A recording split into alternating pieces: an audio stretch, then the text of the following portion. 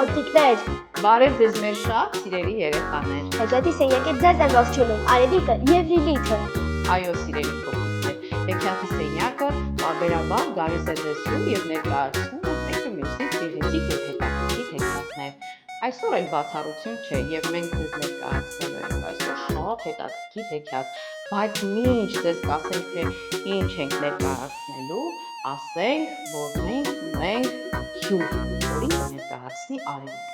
Այսօր մեր հյուրն է Էլենը։ Բարև Էլեն։ Ինչպե՞ս ես։ Կպատմես քո մասին։ Ես սովորում եմ Լավ ես սովորում։ Իսկ ի՞նչ նախասիրություններն ես։ Ինչով ես զբաղվել ազատ ժամանակ։ Այո, կարող ես գալ Դանիելյան Art Studio եւ նկարել մեկ գեղեցիկ նկարներ, այն տեսնում ես, ինչ գեղեցիկ նկարներ կան այստեղ։ Իսկ այլ արաբոցների դնում ես, օր, երկ, չգիտեմ, տարբեր խմբակներ հաճախում ես։ Իսկ սիրում ես ինչ-որ մի բան, որ պատրաստվում ես, որ պետք է գնաս։ Միայն նկարչության։ Ուզում ես ապագայում նկարչուհի դառնաս։ Դեռ շատ ժամանակ ունի կարողանալու որոշել։ Իսկ հեքիաթներ սիրում ես։ Ընթերցում ես։ Քո կյանքում դրանք ինչ դեր են խաղում։ Հավատում ես հեքիաթներին, որ իրական կյանքում էլ կարող է այդպես լինել, ինչպես որ հեքիաթում։ Չես հավատում, բայց ես հավատում եմ։ Արևիկ, դու հավատում ես։ Ես իսկապես հավատում եմ։ Մենք գրեթե 90 հեքիաթ ենք արդեն ներկայացրել հեքիաթի սենյակում եւ ես բոլոր հեքիաթներում նկատել եմ իրականություն։ Նույնիսկ եթե դա կենտրոնական աշխարհի միջոցով է ներկայացված։ Էլեն, ուզում եմ որ մի քիչ ավելի շատ պատմես քո մասին։ Կան առարկաներ, որ չես սիրում։ Կամ որ սիրում ես։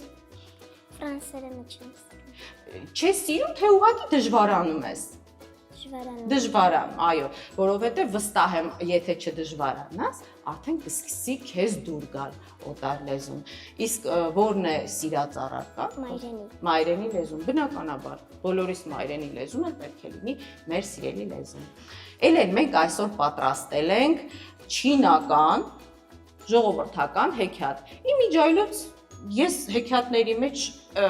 ժողովուրդների հետ կապված այդքան էլ տարբերություն չեմ զգում, Արևիկ, կլինի ռուսական, ուկրաինական, ճիշտ է, ինչ-որ մի գիծ կա, որ այդ ազգին բնորոշ է, բայց ընդհանուր առմամբ կարծում եմ բոլոր ազգերում էլ նույն բաները կատարվում են։ Այսօր երեխաներին ներկայացնելու ենք որ հեքիաթը, Արևիկ։ Հաստատական 70, Այո։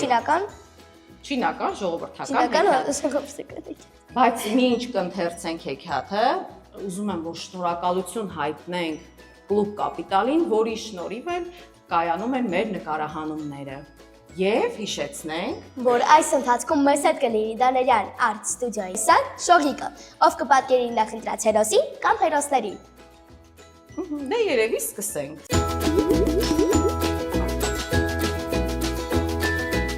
Հաստատական 70։ Մի ժամանակ Ֆուջիի մոտերքում ապրում էր մի փոքրիկ տղա, Յուսուն անունով։ Նրա հայրը շուտ է մահանում, մնում են ինքն ու մայրը։ Նրանք աղքատ էին, տունը դատարկ, պատահում էր, որ նույնիսկ մի բուրբրինց չէին ունենում, որ ուտեին։ Երբ Յուսունը մեծանում է ու պետք է արդեն ուսում ստանար, չուներ ոչ թուղթ, ոչ թանակ, ոչ էլ վրձին։ Բայց դա հաստատակամորեն որոշում է, որ պետք է սովորի։ Նա երկար է մտածում, թե ինչպես խորամանկորեն ազատվի կարիքից։ Առավոտյան գնում է հարուստ հարևանի մոտ եւ ասում. Ես լսել եմ, որ դուք տան աշխատող եք փնտրում։ Ընդունեք ինձ։ Ճիշտ է, տարիքով մեծ չեմ, բայց ես շատ բան չեմ էլ ուզում աշխատանքի դիմաց։ Թույլ տվեք ինձ միայն երբեմն նայել, թե ինչպես են սովորում ձեր որդիները, եւ ես գող կլինեմ։ Հարուստն ուրախանում է։ Անվարձ աշխատողն իր ոտով եկել է եւ համաձայնվում է։ Յունսուն առավոտից երեկո աշխատում էր, չարչարվում հարուստի տանը։ Բոլոր կեղտոտ ու ծանր աշխատանքները թողնում էին նրան։ բայց դրա փոխարեն նա կարողանում էր երբեմն նայել այն գրքերին, որոնցով սովորում էին տանտիրոջ երեխաները։ Մեկ-մեկ էլ հաջողվում էր լսել ամբողջ դասը, երբ գալիս էր նրանց ուսուցիչը։ Յունսուն թաքնվում էր անկյունում, նստում եւ ականջ էր դնում։ 1 տարի անց նա արդեն շատ բառեր էր սովորել, գիտեր դրանց իմաստը, բայց դժբախտությունն այն էր, որ գրել չգիտեր եւ ինչի վրա գրեր։ Ինչ անել մտածում է Յունսուն։ Երկար մտածելուց հետո հնարը գտնում է։ Յունսուն ու իր մայրը ապրում էին ծովափին, փոքրիկ տնակում։ Ալիքներն ամբողջ օրը հարթում էին ծովափնյա մանր ավազը։ Յունսունը վերցնում է մի երկար ծող։ Նա արագ-արագ մի բառ է գծագրում ավազի վրա։ Ալիքը գալիս է, գրածը սրբում է։ Նորից էր գծագրում։ Ուրիշ մի ալիք դարձյալ սրբում է նրա գրածը։ Այդպես նա կարողանում էր անverջ գրել առանց վրձին ու թղթի, բայց հիմա էլ գրքեր չուներ։ Մի անգամ Յունսունը մոտենում է իր հարուստ տիրոջն ու ասում. Ես ձեզ համար աշխատել եմ առանց վարձատրության։ Հիմա էլ ուզում եմ խնդրել, որ ինձ վարձատրեք։ Բայց եթե թույլ տաք ինձ կարդալ ձեր գրքերը, ես համաձայն եմ աշխատել եւս 1 տարի։ Տանտերը չէր ուզում կորցնել այդպիսի ձեռնտու աշխատողին։ Ուստի եւ համաձայնում է։ Յունսունն արդեն գրքել էր ուներ։ Մոտենում էր ձմեռը։ Օրերն սկսել էին կարճանալ։ Նա աշխատում էր մինչև մութն ընկնելը։ Ցերեկվա ժամերն արդեն չէին բավականացնում նրան։ Յունսունն այնքան աղքատ էր, որ չէր կարողանում նույնիսկ ձետ գնել ճրագի համար, բայց համառ էր ու հաստատակամ։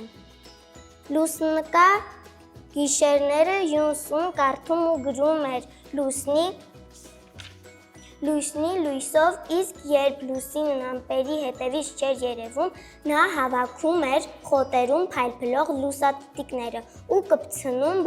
բամբակի ձողին։ Դրանց արձակած թույլ լույսի տակ աշխատասեր պատանի կարդում էր նաև մութ գիշերով։ Տարիներ անցան, Յունսուն հասավ իր նպատակին, նա դարձավ մեծ գիտնական։ Մինչև այսօր էլ մարդիկ հիշում են փոքրիկ աղքատ Յունսուի հաստատակամությունը։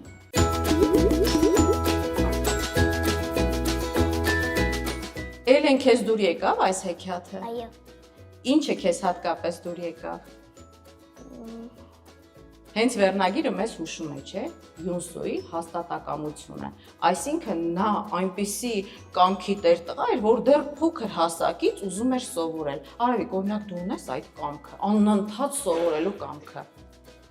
Չէ, սիրելի փոքրիկներ, Արևիկը չունի։ Էլեն, իսկ դու ուզում ես անընդհատ սովորել, թե ասում ես լավ, մի քիչ էլ խաղամ, հաց ուտեմ, իջնեմ բակ, հետո կսովորեմ։ Անընդհատ գեցես Արևիկ, պետք է երբեմն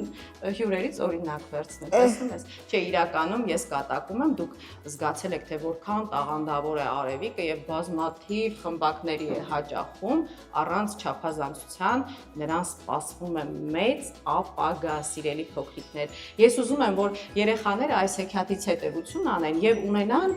այս տղայի կամքը, որովհետեւ եթե կա կամք, տեսնում եք թեկուզ աղքատ բոլոր դեպքերում մարդը կարողանում է հասնել մեծ բարձունքների, եթե ունի ջանասիրություն, աշխատասիրություն։ Էլեն ջան, ինչ որ բան ունես ավելացնելու։ Ոչինչ չունես, իսկ քեզ հեքիաթի այս տեսակներն են դուր գալիս, թե ավելի շատ կենդանական, ինչ տիպի հեքիաթներ ես դու սիրում։ Կենդանական հեքիաթներ, ասենք Կոչատ աղվեսը օրինակ, չէ՞։ Ճիշտ եմ ասում, կամ առակները, որտեղ միշտ հիմնականում կենդանիների միջոցով են ներկայացնում, չէ՞, ամեն ինչ առակներ սիրում ես։ Մեր շատ սիրելի Աթաբեկ Խնկոյանի առակները ընթերցում ես։ Կեցես։ Արևիկ, երևի մեզ այլևս ոչինչ չի մնում ավելացնելու, միայն։ Իսկ հիմա տեսնենք, թե որ հերոսին է պատկերել Շոհիկը։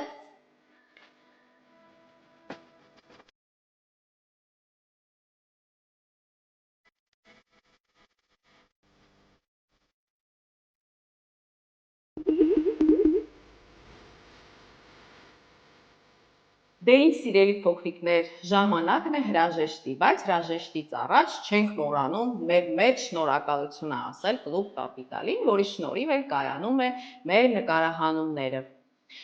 Երեխաները կարող են գրել մեզ, հիշեցրու Արևիկ, Դուք կարող եք մեզ գտնել նաև YouTube-ով, գրելով եկեք սենյակ հայտար կամ լատինատար։ Եվ կոմենտներում կարող եք գրել ձեր կարծիքը մեր հաղորդման մասին։ Այո, առաջարկները, ինչպես նաև, եթե ցանկանում եք մասնակցել, կարող եք գրել մեր Instagram-ի էջին։ Դե ինչ, եկեք երեքս միասին ցտեսություն մաղթենք երեխաներին։ Ցտեսություն։